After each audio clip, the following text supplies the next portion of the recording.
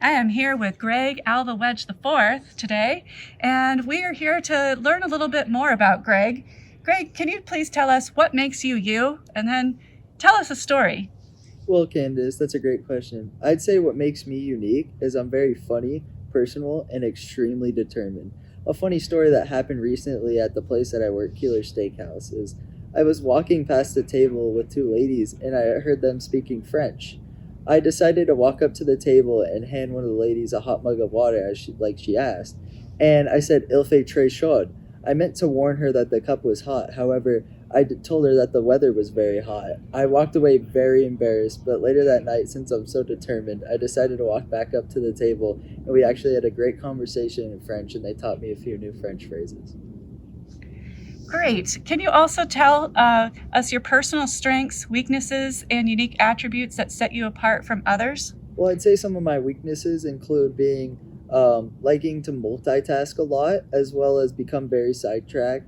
However, I think that I can learn from my failures, and that'd be something I'm passionate about because learning from failure is how you become successful. I'm also passionate about hanging out with my family and spending time learning how to fly fish with my father and grandfather, and I'm also very resilient.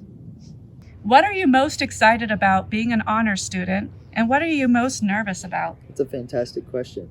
I'd say the thing I'm most nervous about is competing against students that are just competitive as I am. However, I can't wait to talk to other small business owners and understand how the trials that they went through and how they became so successful. And if we were to connect with your high school teachers, coaches, and work supervisors, and even peers, what would they say about you? Well, I think academically and in the workplace, they correlate with one another because my bosses and teachers, as well as peers, would all say that I'm very organized, I'm dedicated, I'm a people person, as well as I like to help others. So, as vice president of the National Honor Society, I love having the opportunity to help others that are less fortunate than I am.